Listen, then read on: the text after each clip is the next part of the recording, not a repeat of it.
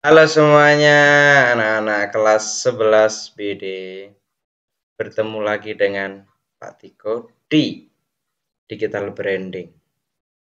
Pada materi Digital Branding, itu ada kemarin kita sudah bahas tentang ruang lingkup Digital Branding. Setelah itu kita bahas tentang logo. Setelah itu kita bahas tentang foto produk, video produk, dan yang terakhir adalah manajemen publikasi konten. Apa sih itu manajemen publikasi konten? Ada yang tahu kira-kira? Jadi, manajemen berasal dari kata manage, yaitu mengatur. Jadi, untuk mempublikasikan, untuk mengupload atau mengunggah konten, itu juga ada waktunya, ada caranya. Dan bagaimana cara memanage itu, bagaimana cara mengatur itu supaya konten itu satu, misalkan di YouTube bahasanya bisa trending. Dua, kalau misalkan di TikTok bahasanya bisa FYP. Lah, bagaimana supaya konten-konten itu bisa FYP, bisa trending? Nah, maka itu diperlukan namanya manajemen. Manajemen publikasi konten namanya. Jadi, dalam manajemen publikasi konten, ini nanti akan dibahas bagaimana konten itu yang sedang viral atau yang sedang trending atau yang sedang diperlukan. Jadi, untuk membuat konten tidak hanya asal sekedar difoto, tidak hanya sekedar di video, setelah itu diunggah, tidak. Tapi harus ada perencanaan yang matang. Kontennya itu tentang apa? Tentang edukasi kah? Tentang promosi kah? Atau tentang tutorial? Dan lain sebagainya. Jadi, untuk membuat konten yang bermanfaat, supaya viral, supaya trending, supaya FYP, maka diperlukan namanya manajemen. Namanya adalah manajemen publikasi konten. Oke, kita akan bahas tentang manajemen publikasi konten. Manajemen publikasi konten ini ya, definisinya adalah proses perencanaan. Jadi direncanakan dulu, membuat konten itu direncanakan dulu. Tidak sekedar tiba-tiba langsung dibuat video, tidak. Tapi kan harus direncanakan dulu.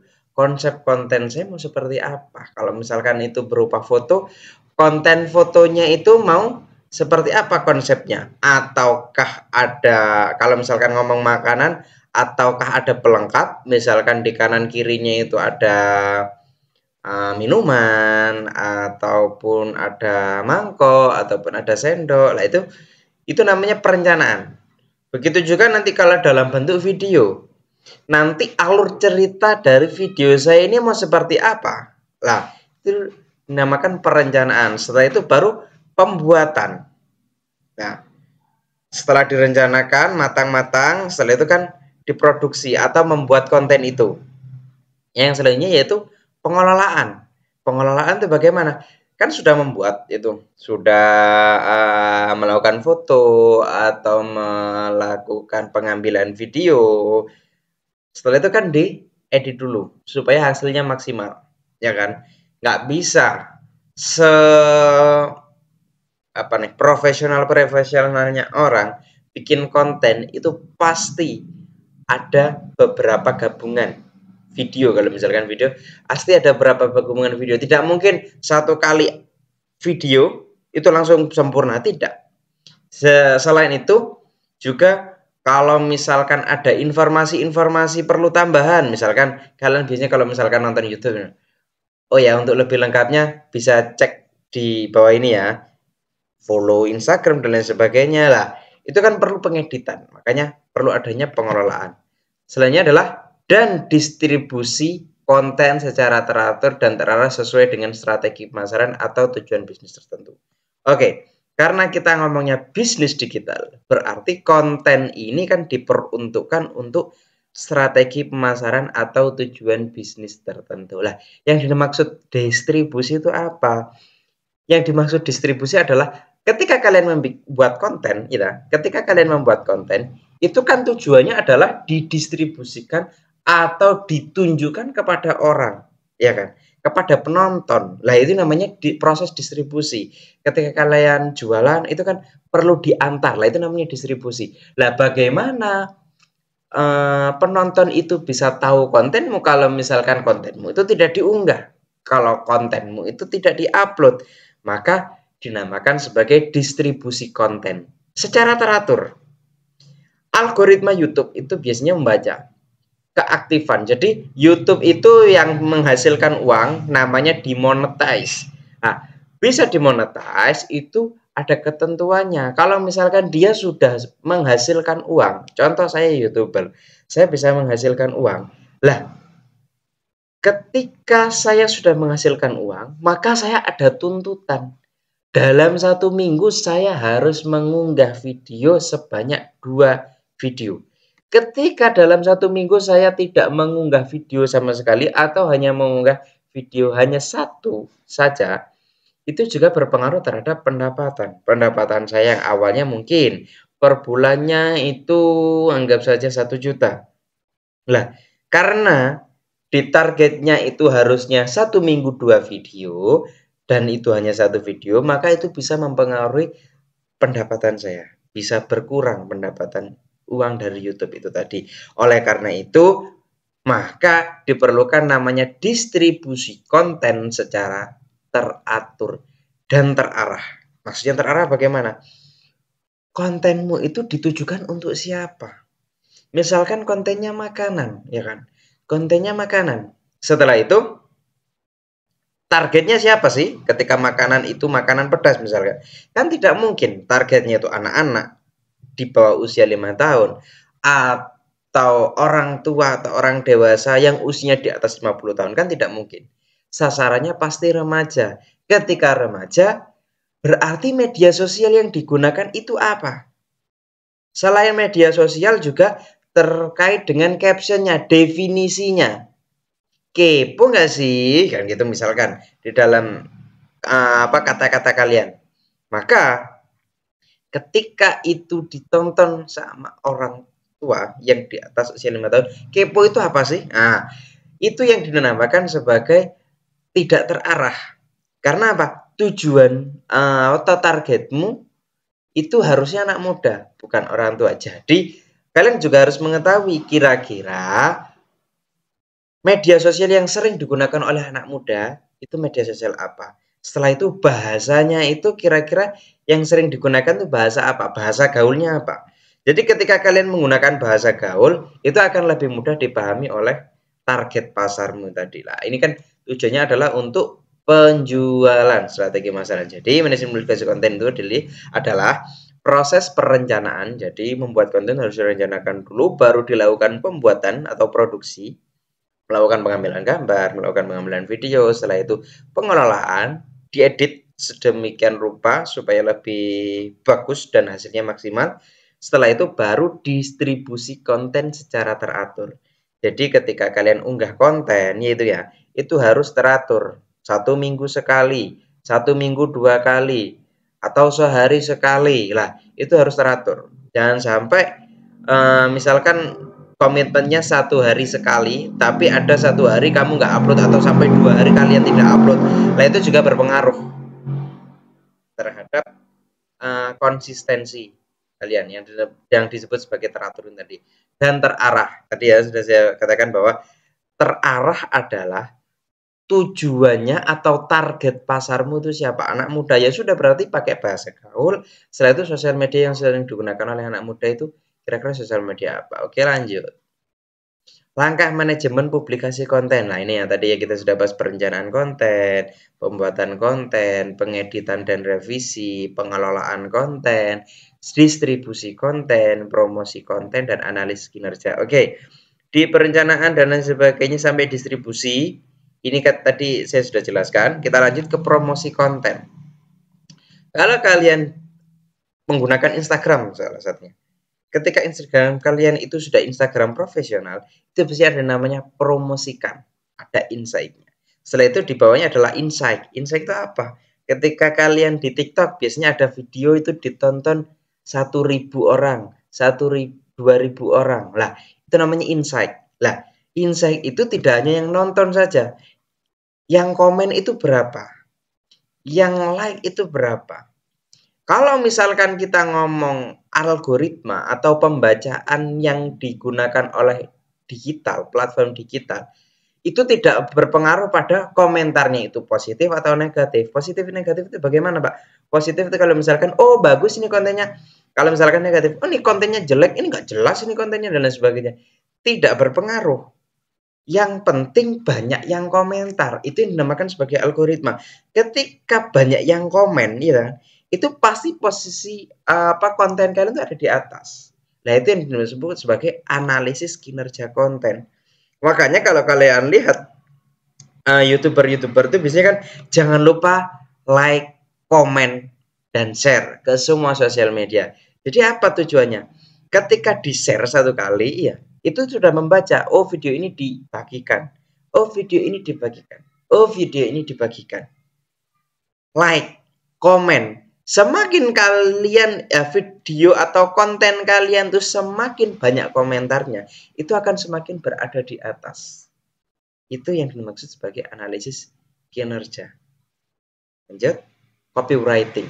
Nah, kita lanjut ke copywriting sekarang. Copywriting itu apa sih, Pak? Kalau kalian itu buat konten atau upload konten di media sosial, entah itu IG, entah itu WhatsApp, entah itu TikTok, entah itu Facebook, dan lain sebagainya, itu ada namanya caption. Lah, caption itu yang menarik orang. Contoh, kalian hanya membuat foto produk, ya kan? Tapi tidak disertakan caption. Orang pasti akan bertanya-tanya, ini produk apa? Setelah itu harganya berapa? Cara pesannya bagaimana? Lah, itu yang tidak sering anak-anak itu ketika buat konten atau unggah konten itu tidak disertakan caption. Padahal caption itu adalah informasi. Bagaimana informasi itu dilihat oleh penonton, itu jelas. Oh, ini jualan molreng. Oh, harganya 3.000. Oh, cara pesannya melalui WhatsApp. Oh, cara pesannya lewat link ini melalui Shopee. Oh, bisa COD dan lain sebagainya.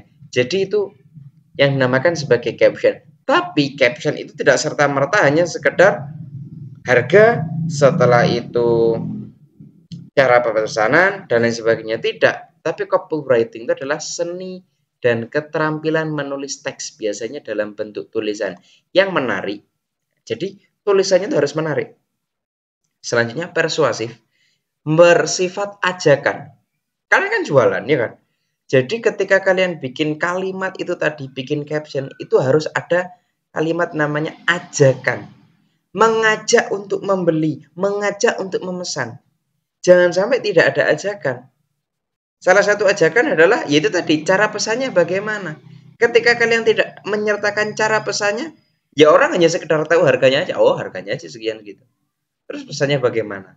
Ya sudah, kalau nggak dikasih tahu bagaimana cara pesannya, ya sudah nggak usah beli di sini. Lah, itu adalah pelanggan potensial. Harusnya orang itu menjadi pembeli kalian, tapi karena tidak kalian sertakan bagaimana cara pemesanannya, itu membuat pembeli tadi itu gagal untuk membeli produk kalian. Yang selanjutnya adalah relevan untuk tujuan pemasaran atau komunikasi bisnis lainnya.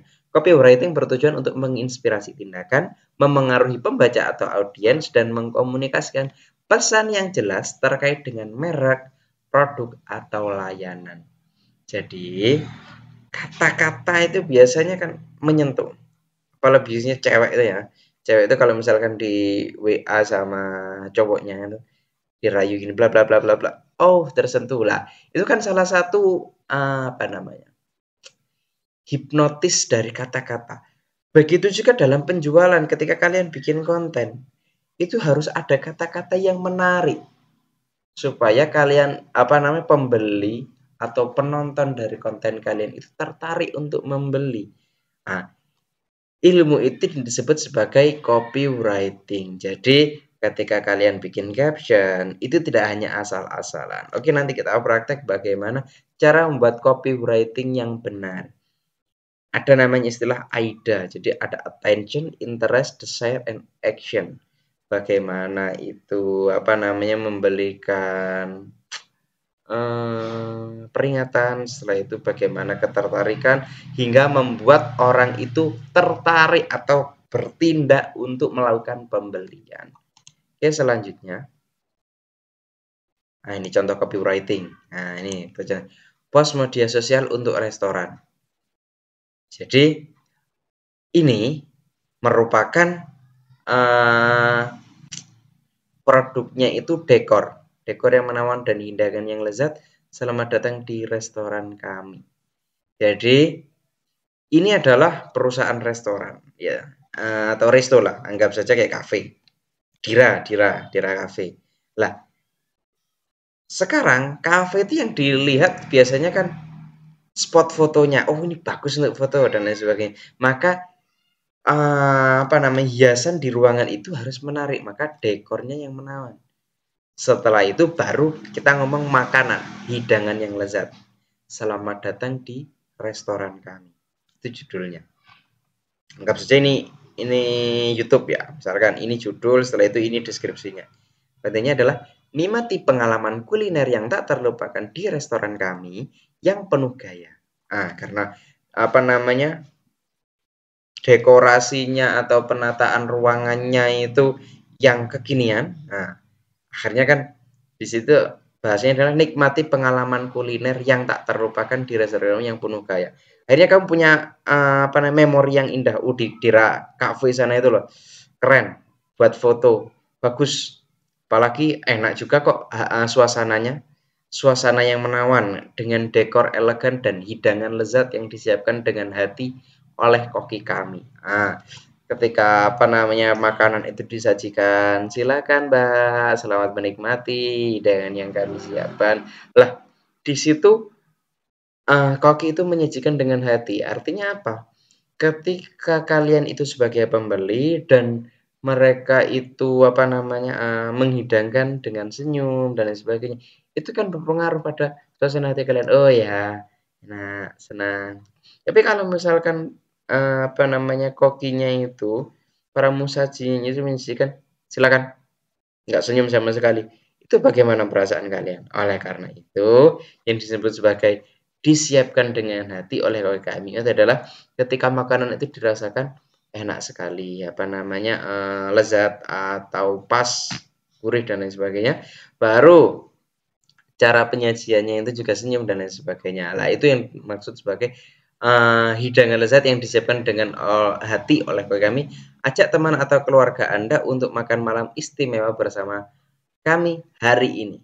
Baru nanti ada namanya hashtag restoran berkualitas, makanan lezat, atau resto kekinian dan lain sebagainya. Jadi ini adalah yang dimaksud sebagai call to action. Ajak teman atau keluarga Anda untuk makan malam istimewa bersama kami hari ini. Jadi yang di atas itu menjelaskan bagaimana suasana di restoran tersebut. Baru di akhir adalah ajak teman atau keluarga Anda. Jadi harus ada ajakan. Jangan sampai caption itu nggak ada ajakannya. Karena ini hanya menjelaskan gini saja. Setelah itu nggak ada ajakan untuk orang itu mau membeli. Ya selesai. Buat apa kalian bikin konten pemasaran kalau misalkan pembeli itu tidak tertarik untuk datang gitu. Jadi harus ada namanya ajakan. Oke. Selanjutnya, contoh di atas lah ini. Contoh di atas menunjukkan bagaimana copywriting dapat digunakan untuk menarik perhatian, menjelaskan manfaat produk atau layanan, mengundang tindakan, dan membangun citra merek yang positif. Jadi kalau misalkan tadi ngomong disiapkan dengan hati oleh koki kami dan sebagainya, nah itu merupakan bagaimana membangun merek atau citra. Citra itu apa ya? Pandangan orang. Oh, di sana itu loh kokinya itu ramah-ramah, senyum dan lain sebagainya. Coba kalau misalkan kokinya merengut, pramu saja merengut, orang nggak akan tertarik. Nggak usah beli di sana sih. Nggak pernah senyum orangnya. Nah, itu. Jadi bagaimana cara membangun citra yang positif meskipun nanti ternyata pada kenyataannya kokinya itu tidak senyum atau pramusajinya tidak senyum. Nah, tapi untuk mengunggah di sosial media jadi konten kan kata-katanya harus menarik, disiapkan dengan hati oleh koki kami. Jadi akhirnya membangun citra merek yang positif. Akhirnya orang itu punya memori atau punya sejarah yang, wih, makanan di sana itu lah enak, setelah itu kokinya ramah dan lain sebagainya. Selanjutnya penggunaan kata-kata yang menarik, deskripsi yang jelas, dan panggilan untuk bertindak. Maksudnya panggilan untuk bertindak tadi, ajak teman atau keluarga Anda lah. Jadi panggilan untuk bertindak yang kuat merupakan elemen kunci dalam copywriting yang efektif dalam pemasaran. Jadi paling penting itu.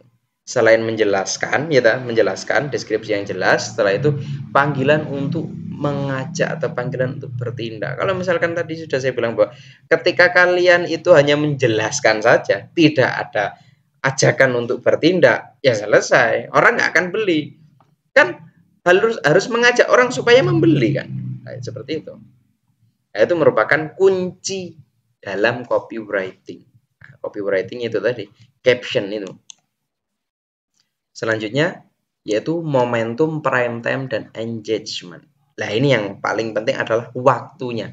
Manajemen konten yang efektif melibatkan pemilihan pembuatan dan distribusi konten yang tepat pada waktu yang tepat dengan tujuan tertentu, ketika aspek yang penting yakni momentum, prime time, dan engagement adalah elemen penting dalam strategi manajemen konten. Dulu waktu pertama materi ruang lingkup digital branding, ya kan, pernah saya jelaskan bahwa saya juga jualan, ya kan, saya upload di media sosial WhatsApp. Kapan saya harus upload jualan saya, ya kan?